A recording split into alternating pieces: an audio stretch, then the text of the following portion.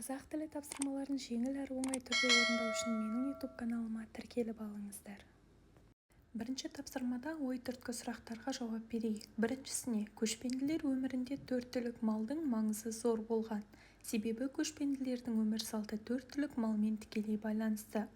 Екіншісіне, ел аңызында жылқы желден, түйе сордан, сиыр судан, қой оттан, ешкі тастан жаралған деп ойлаған. Өмірде жұмсалатын орнына қарай түйені салтанат санаса, жылқыны мақтан еткен, қойды байлыққа баласа, сиырды қанағат еткен, ал ұсақ мал ешкіні өлместің күні деп баға берген деп бірінші тапсырманы орындаймыз.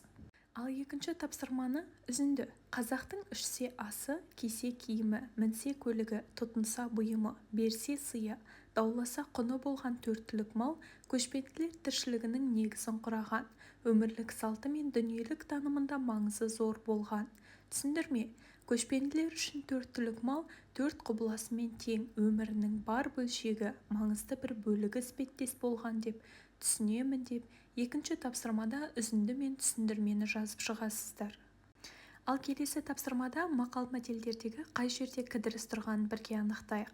Бірінші, түстік өмірің болса, кештік мал жина. Кідіріс үтір тұрған жерде жасалынып тұр. Ат арыса тулақ, ер арыса әруақ. Мұнда сызықша және үтірде кідірісті білдіреді. Семіздікті қой ғана көтереді.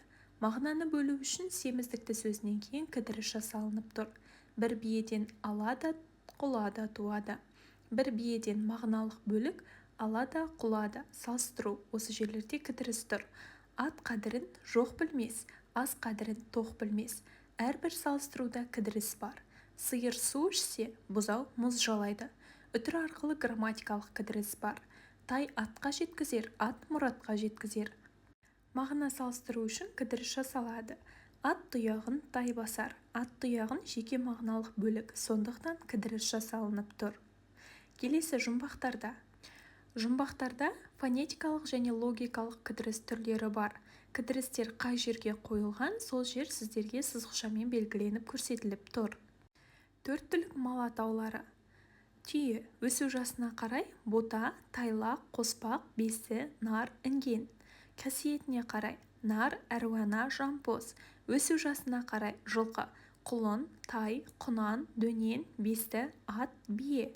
Жылқы қасиетіне қарай жүйрік тұлпар, қазанат, жорға, арғымақ. Жылқы түсіне қарай көк, қара, торы, жирен, шабдар, бурыл, құла, қылан, кер. Сиыр өсу жасына қарай бұзау, тана, тайынша, сиыр, бұқа. Қой өсу жасына қарай қозы, тоқты, қошқар, саулық. Ешкі өсу жасына қарай лақ, тақыр, лақ, теке, ешкі болып бөлінеді. Қазақ тілі тапсырмаларын менімен бірге орындау үшін менің YouTube каналыма тіркеліп алыңыздар. Комментарий, лайк басып, менің арнамның дамуына өзіндік үлестеріңізді қосыңыздар.